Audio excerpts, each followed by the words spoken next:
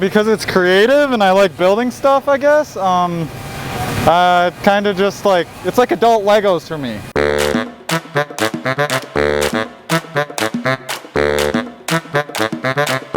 Because I find it fun, relaxing, and I want to take it into a career.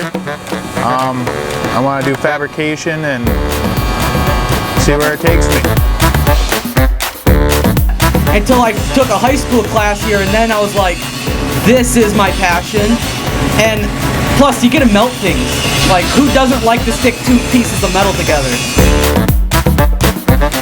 Yeah, I like doing art, I like building things, I like working with my hands, so this is kind of like the perfect thing for me.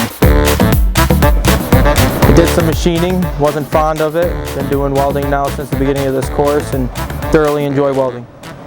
Favorite process is aluminum TIG, just like sewing with metal.